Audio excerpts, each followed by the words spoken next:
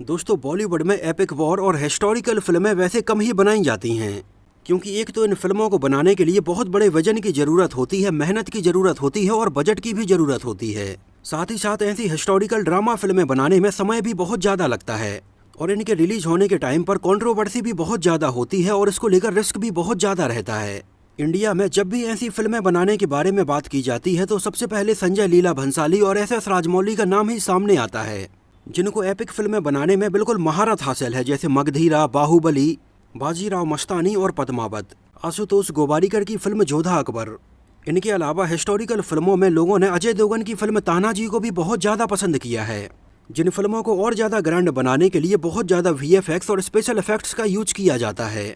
लेकिन अगर हम बात करें आज से लगभग 20-21 साल पहले की, जिस टाइम पर डिजिटली ग्राफिक्स और VFX इतना ज़्यादा पॉपुलर नहीं था, उस टाइम पर ऐसी एपिक हिस्टोरिकल फिल्में बनाने के बारे में सोचना भी बहुत बड़ी बात होती थी, क्योंकि इसमें जो भी हाथी, घोड़े, सेना और बड़े बड़े महल दिखाए जाते हैं वो बिल्कुल रियल होते हैं। इनको कंप्यूटर ग्राफिक्स से और ज़्यादा बड़ा करके भी नहीं दिखाया जाता था। तो ऐसी ही एक बहुत बड़ी और बेहतरीन फिल्म रिलीज हुई थी शाहरुख खान और करीना कपूर की सन 2001 में, अशोका। हालांकि फिल्म अशोका सन 2001 में जिस टाइम पर रिलीज हुई थी उस टाइम पर यह बहुत ही अंडररेटेड फिल्म रही थी, लेकिन इसके कुछ सालों बाद जब लोगों ने ये फिल्म देखी तो इसको बहुत ज़्यादा पसंद किया और आज फिल्म अशोका बॉलीवुड की कुछ कल्ट क्लासिक फिल्मों में गिनी जाती है। उस टाइम पर दिखाई गई फिल्म अशोका में बिल्कुल हर एक चीज़ रियल थी, फिर चाहे इसमें दिखाए गए बड़े बड़े सेट हों, हाथी हो, घोड़े हों या फिर इतनी बड़ी सेना हो। फिल्म की कहानी थी लगभग 300 ईसा पूर्व सम्राट अशोक के बारे में, और शायद अशोका ही वो एक ऐसे ग्रेट रूलर रहे हैं जिनके नाम के आगे राजा या महाराजा नहीं बल्कि सम्राट लगाया जाता है, क्योंकि उन्होंने अपने समय में बांग्लादेश, भूटान से लेकर यहाँ अफगानिस्तान तक अपना शासन किया है। और एक टाइम पर तो सम्राट अशोक का शासनकाल इतने दूर दूर तक था कि पूरे इंडियन सबकॉन्टिनेंट के ऊपर उन्होंने राज किया, और उनके बाद इंडिया में कोई ऐसा दूसरा राजा नहीं हुआ जिसने इतने बड़े राज्य पर राज किया हो। और सम्राट अशोक की कहानी बहुत ज़्यादा इंटरेस्टिंग और बहुत ही अलग रही।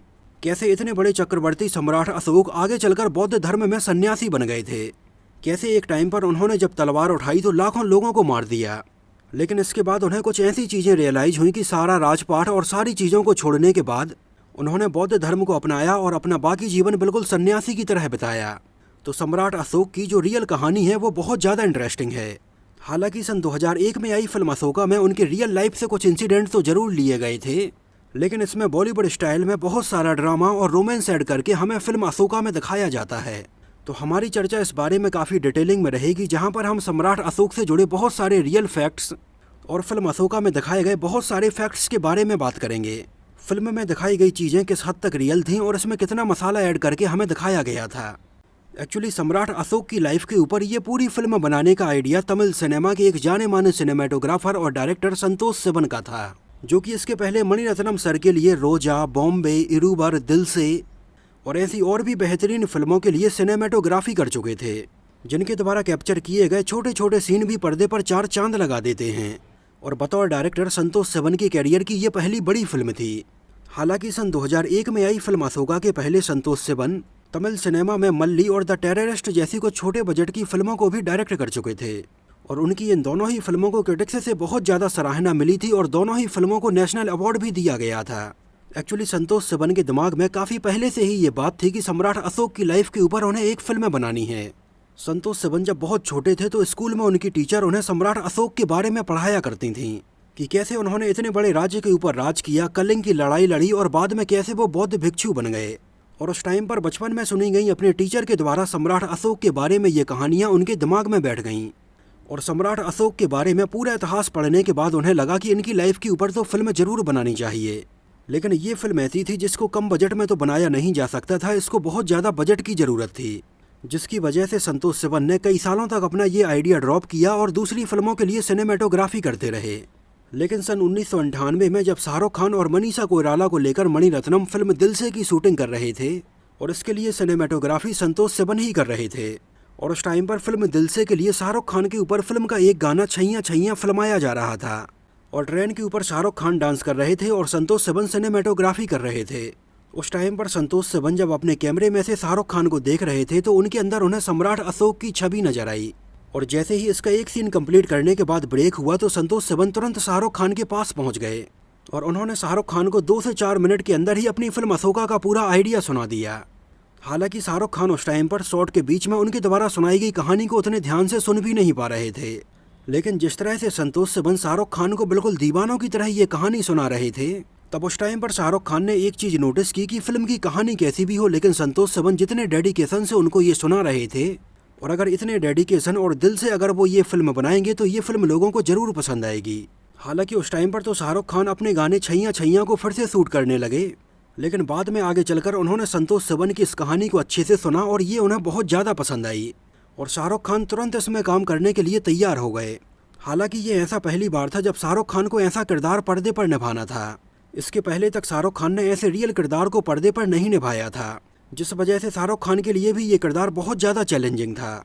और जिस तरह की फिल्में शाहरुख खान उस टाइम पर कर रहे थे, जैसे कुछ कुछ होता है, बादशाह, फिर भी दिल है हिंदुस्तानी और मोहब्बतें, इन फिल्मों को लेकर शाहरुख खान की इमेज कुछ अलग ही थी। लेकिन इसके बावजूद भी शाहरुख खान उस टाइम पर अशोका जैसी रिस्की फिल्म बनाने के लिए तैयार हो गए थे। दोस्तों, पुराने समय में राजा महाराजाओं के टाइम पर एक और चीज़ बहुत ही गौर करने वाली होती थी, वो ये कि उस टाइम पर उनके बाल एकदम काले और घने हुआ करते थे। रीजन था भरपूर डाइट, पौष्टिक आहार और उस टाइम की लाइफ स्टाइल। लेकिन आज के टाइम पर 19 और 20 साल से ही लोगों के बाल झड़ना शुरू हो जाते हैं और लोग गंजे होने लगे हैं, जिसका सीधा सीधा रीजन है कि बालों को भरपूर पोषण ना मिलना और इतनी भागदौड़ भरी लाइफ स्टाइल।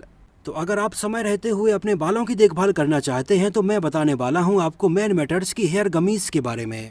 ये गमीज नॉर्मल चॉकलेट जैसी चबाने वाली गमीज हैं और उन सारे मल्टीविटामिन और सप्लीमेंट से भरपूर हैं जो हम अपने नॉर्मल खाने पीने में विटामिन से नहीं ले पाते हैं और हमारे बाल कमजोर होने लगते हैं। तो ये गमीज उन सारी चीज़ों को हमारे शरीर में पूरा करती हैं। इसमें एक्चुअली बायोटिन्स है, जिंक है और बहुत सारे मल्टीविटामिन हैं जो कि हमारे बालों के लिए बहुत जरूरी होते हैं। ये गमीज आपके बालों को पतला होने से रोकती है और इनको और मोटा और मजबूत बनाती है। साथ ही साथ आपके बालों को झड़ने से भी रोकती है, जिससे कि आपके बाल काफी लंबे समय तक सही सलामत रहते हैं।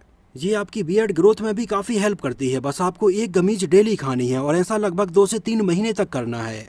खास बात यह है कि इसका कोई भी साइड इफेक्ट नहीं है। ये बिल्कुल शुगर फ्री और 100% वेजिटेरियन है। ये ग्लूटेन फ्री है और आपकी डेली डाइट्स में न्यूट्रिएंट्स की कमी को पूरा करती है। तो इससे पहले कि बहुत ज़्यादा देर हो जाए और अगर आपके बाल झड़ रहे हैं तो उनको रोकने के लिए इन गमीज का आप यूज कीजिए और इसको आप अपनी डेली डाइट में शामिल कीजिए। एक्चुअली मैन मैटर्स इंडिया का only holistic man wellness programme है, जो बालों के अलावा स्किन के लिए, वेट गेन करने के लिए, सेक्सुअल परफॉर्मेंस के लिए, हाइजीन के लिए और स्लीप जैसी कैटेगरीज के लिए बहुत सारे प्रोडक्ट बनाती है। एक्चुअली ये मेंस के लिए एक किस्म का डिजिटल हेल्थ क्लिनिक भी है, जहां पर आप फ्री ऑफ कॉस्ट अपनी हेल्थ के बारे में सर्टिफाइड डॉक्टर्स से कंसल्ट भी कर सकते हैं। तो इसको परचेज करने के लिए कूपन कोड और लिंक नीचे डिस्क्रिप्शन बॉक्स में है, तो इसको आप एक बार जरूर चेक करिए। और पहले तो शाहरुख खान फिल्म अशोका में बतौर एक्टर काम करने के लिए तैयार हुए थे, लेकिन जब इसका आइडिया जूही चावला ने सुना तो ये उन्हें भी बहुत ज़्यादा पसंद आया। और उस टाइम पर शाहरुख खान और जूही चावला ने मिलकर सन 1999 में अपनी एक प्रोडक्शन कंपनी ड्रीम्स अनलिमिटेड के नाम से ओपन की थी, जिसके बैनर तले इन दोनों ने पहली फिल्म में फिर भी दिल है हिंदुस्तानी बनाई थी। और जूही चावला को भी फिल्म अशोका की कहानी बहुत ज़्यादा पसंद आई और वो शाहरुख खान के साथ इसको मिलकर प्रोड्यूस करने के लिए तैयार हो गईं। और इस तरह से इन दोनों की ही प्रोडक्शन कंपनी ड्रीम्स अनलिमिटेड के बैनर तले फिल्म अशोका का निर्माण शुरू हो गया। हालांकि पहले शाहरुख खान चाहते थे कि इसमें उनके अपोजिट कौरबाकी के रोल में ऐश्वर्या राय को साइन किया जाए, लेकिन इस बारे में संतोष सिबन का ये कहना था कि वो शाहरुख खान के अपोजिट ऐसी एक्ट्रेस को साइन करना चाहते हैं जिसको लोगों ने इसके पहले शाहरुख खान के साथ पर्दे पर ना देखा हो। और चूंकि ऐश्वर्या राय तो हाल ही में मोहब्बतें में शाहरुख खान के अपोजिट नजर आई थी, तो उन्हें इसमें कास्ट करने का आइडिया ड्रॉप कर दिया गया। इसके बाद शाहरुख खान ने इसमें उनकी अपोजिट करिश्मा कपूर को साइन करने के बारे में भी बोला, लेकिन उस टाइम पर संतोष सिबन इसमें करिश्मा कपूर की जगह पर उनकी छोटी बहन करीना कपूर को साइन करने में ज़्यादा इंटरेस्टेड थे। एक्चुअली ये उस समय की बात है जब करीना कपूर अपनी सन 2000 में आने वाली फिल्म रिफ्यूजी के लिए शूटिंग कर रही थीं, लेकिन उस टाइम तक करीना कपूर की फिल्म रिफ्यूजी सिनेमा घरों में रिलीज भी नहीं हुई थी और संतोष सिबन ने उनको अशोका के लिए साइन कर लिया था। हालांकि करीना कपूर उस टाइम तक एकदम न्यू कमर थी और इस तरह का किरदार निभाना उनके लिए बहुत ज़्यादा चैलेंजिंग था, जिसमें काम करने के लिए उन्हें नॉर्मल फिल्मों के कंपैरिजन में थोड़ी ज़्यादा मेहनत करनी पड़ी थी। एक तो ये हिस्टोरिकल फिल्म थी, इस वजह से उनके लिए डिजाइन किए गए कपड़े भी वैसे ही थे। फिल्म के कुछ सीन में करीना कपूर को तलवार चलाते हुए भी दिखाया जाना था, जिसके लिए करीना कपूर को एकदम प्रोफेशनल ट्रेनिंग भी दी गई थी। और शाहरुख खान ने भी तलवार चलाने के लिए बिल्कुल प्रोफेशनल ट्रेनिंग ली थी। शाहरुख खान और करीना कपूर के अलावा इसमें Danny Denzongpa, Harshita Bhatt, Rahul Dev, Ajit Kumar, Johnny liver, रघुवीर यादव और सुरेश मेनन जैसे एक्टर्स को साइन किया गया था।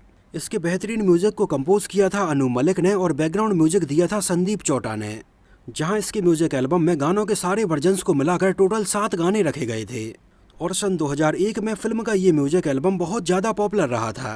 हालांकि पहले इसके म्यूजिक को कंपोज करने के लिए ए आर रहमान को ही सबसे पहले अप्रोच किया गया था, लेकिन उस टाइम पर ए आर रहमान और दूसरी फिल्मों में बहुत ज़्यादा बिजी थे, इस वजह से उन्होंने इसमें काम नहीं किया था और ए आर रहमान के बाद इसमें म्यूजिक कंपोज करने के लिए अनु मलिक को साइन किया गया था। और अनु मलिक ने भी फिल्म के लिए कुछ बेहतरीन गाने कंपोज किए थे जो गाने लोग आज तक याद करते हैं। फिल्म के ये बेहतरीन गाने थे ओरे कांची, रोशनी से भरे भरे, रात का नशा, सन सनाना नाना सन सनन और आ तैयार हो जा। और इस साल फिल्म के लगभग सारे ही गाने बहुत ज़्यादा पॉपुलर रहे और इस साल लगभग 15 लाख से ज़्यादा इसकी ऑडियो कैसेट से सेल की गईं। इन बेहतरीन गानों में आवाज़ें थीं अलका याग्निक, हेमा सरदेसाई, के एस चित्रा, अभिजीत भट्टाचार्य, शान और सुनिधि चौहान की। और इन गानों के लिरिक्स लिखे थे गुलजार ने। केवल फिल्म के एक गाने सन सनाना नाना के लिरिक्स लिखे थे आनंद बख्शी ने। बात करें अगर इसके बजट और बॉक्स ऑफिस कलेक्शन के बारे में तो फिल्म का बजट रखा गया था लगभग 12 करोड़ 50 लाख रुपए और उस टाइम पर इंडिया में इसने कलेक्शन किया था लगभग 11 करोड़ 50 लाख रुपए और वर्ल्ड वाइड में इसने कलेक्शन किया था लगभग 28 करोड़ रुपए। और फिल्म अशोका उस टाइम पर इंडियन बॉक्स ऑफिस पर एक फ्लॉप फिल्म साबित हुई थी और लगभग 235 स्क्रीन पर रिलीज हुई ये फिल्म उस टाइम पर सिनेमा घरों में देखने के लिए लगभग 68 लाख लोग आए थे। और सन 2001 में ये फिल्म पैसे कमाने के मामले में 13वें नंबर पर रही थी। हालांकि उस टाइम पर इसके बजट को ध्यान में रखते हुए और जितने बड़े लेवल पर इसको बनाया गया था उस हिसाब से ऐसी उम्मीदें की जा रही थी कि शायद ये फिल्म इस साल की टॉप 5 फिल्मों में शामिल हो जाएगी, लेकिन ये फिल्म इस साल कमाई के मामले में काफ़ी पीछे रह गई थी।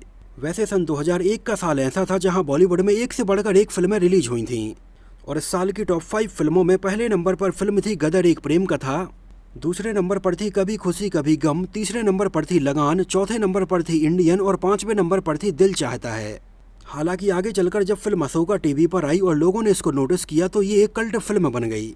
यहाँ तक कि बाद में तो फिल्म के बारे में बहुत सारे लोगों ने ये तक कहा कि अगर ये फिल्म आज के टाइम पर रिलीज होती तो कमाई के मामले में शायद बड़ी से बड़ी फिल्मों का रिकॉर्ड भी तोड़ देती। और शायद ये बात काफ़ी हद तक सही भी है कि बॉलीवुड में ऐसी फिल्में अब बननी चाहिए जो आज के टाइम पर बॉलीवुड की इस डूबती हुई नैया को पार लगा सकती हैं। लेकिन बात वही है कि आज के टाइम पर बॉलीवुड में इतना तामझाम और इतनी मेहनत करके कौन फिल्म बनाए। उस टाइम पर जब फिल्म अशोका के लिए रिसर्च की जा रही थी तब उस टाइम पर बारीक से बारीक चीज़ों के ऊपर भी ध्यान दिया जा रहा था। जैसे इसमें कॉस्ट्यूम डिजाइनर के तौर पर अनु वर्धान को साइन किया गया था, जिन्हें उस एरा के हिसाब से सभी के कपड़े डिजाइन करने थे जो कि लोगों ने देखा भी नहीं था। और ये उस टाइम पर काफ़ी चैलेंजिंग था कि इसमें एक्टर और एक्ट्रेस के कपड़े कैसे रखे जाएं। हालांकि पहले तो शाहरुख खान के लिए ये प्लान किया गया कि फिल्म के बहुत सारे सीन में वो हमें बिल्कुल बिना शर्ट के ही नजर आएंगे, लेकिन उस टाइम पर शाहरुख खान ने 1-2 सीन को छोड़ने के बाद बाकी सीन को शर्ट लेस शूट करने से मना कर दिया था। और उस एरा में लोग बनियान और बंडी भी नहीं पहनते थे। तब कॉस्ट्यूम डिजाइनर अनु वर्धान ने शाहरुख खान के लिए एक कंबल जैसे कपड़े को लेकर उनके ऊपर के पहनने का बनाया था, जिसमें उनके हाथ और गर्दन के निकलने की जगह थी और नीचे इसको एक और कपड़े से बांधा गया था। एक्चुअली उस एरा में ज़्यादातर लोग केवल कपड़े को ही लपेटकर अपने शरीर को कवर करते थे। तो फिल्म अशोका में भी शाहरुख खान और करीना कपूर के लिए कुछ ऐसे ही कपड़ों को लिया गया था और इनको बांधकर उनके शरीर को कवर किया जाता है। इसके अलावा उस एरा में ज़्यादातर लोग अपनी बॉडी के ऊपर टैटू और पेंट जरूर करवाते थे और इसी चीज़ को ध्यान में रखते हुए करीना कपूर की बॉडी के ऊपर भी बहुत सारे टैटू लगाए गए थे, उनके चेहरे पर, उनकी आंखों के पास में, उनकी कमर पर और उनके हाथों के ऊपर। इनके अलावा इसमें काम करने वाले और सेना के 4000 लोगों के लिए अलग से कपड़े डिजाइन किए गए थे। इन सब के लिए स्पेशल शील्ड और तलवार फाइबर ग्लास से बनाई गई थी जो कि बहुत ही हल्की थीं और पूरी फिल्म के दौरान और वॉर वाले सीक्वेंस के दौरान इन सारी चीज़ों का ही यूज किया गया था। फिल्म अशोका की ज़्यादातर शूटिंग इंडोर के अलावा बहुत सारी आउटडोर लोकेशंस पर की गई थी। जैसे मध्य प्रदेश में फिल्म के बहुत सारे सीन पचमढ़ी में, जबलपुर के भेड़ा घाट पर और माहेश्वर में फिल्माए गए हैं। फिल्म में हमें जहां पर जंगल और झरने वाले सीन दिखाए जाते हैं वो सारे के सारे मध्य प्रदेश में पचमढ़ी में फिल्माए गए हैं, जैसे सिल्वर फॉल, रजत फॉल और रीछगढ़ जैसी लोकेशंस पर। इसके अलावा बहुत सारे सीन्स में हमें जबलपुर का भेड़ा घाट भी दिखाया जाता है। शाहरुख खान का जो महल दिखाया जाता है उसकी शूटिंग मध्य प्रदेश के माहेश्वर में हुई है, जो कि नर्मदा नदी के घाट पर ही बना है और इस घाट पर और भी बहुत सारी फिल्मों की शूटिंग हो चुकी है। जैसे दबंग 3 के इस गाने को यहीं पर फिल्माया गया था और यमला पगला दीवाना के सीन को यहीं पर शूट किया गया है। अक्षय कुमार की फिल्म पैडमैन में साइकिल चलाने वाला ये सीन भी इसी घाट पर फिल्माया गया है। इसके अलावा फिल्म के और भी बहुत सारे सीन महाराष्ट्र के इगतपुरी में और भुवनेश्वर जैसी लोकेशंस पर फिल्माए गए हैं। फिल्म की कहानी में हमें शाहरुख खान यानी कि अशोका और करीना कपूर यानी कि कौरबगी के बीच में बहुत सारे रोमांटिक सीन भी दिखाए जाते हैं। तो सम्राट अशोक की रियल लाइफ के बारे में और फिल्म में दिखाई गई घटनाओं के बारे में हम इसके अगले पार्ट में बात करेंगे, क्योंकि ये वीडियो काफ़ी लंबा हो रहा है और बहुत सारी चीज़ें ऐसी हैं जो मैं मिस करना नहीं चाह रहा हूँ। तो इन सब के बारे में हम डिटेल में इसके अगले पार्ट में बात करेंगे। तो इसके अगले पार्ट को आप देखना ना भूलें। बहुत जल्दी आप सबसे मुलाकात होगी अब इसके अगले पार्ट में। और नीचे डिस्क्रिप्शन में दी गई लिंक पर जाकर मैन मैटर्स के प्रोडक्ट को एक बार जरूर चेक करिए। तब तक के लिए नमस्कार, मिलते हैं आपसे अगले वीडियो में।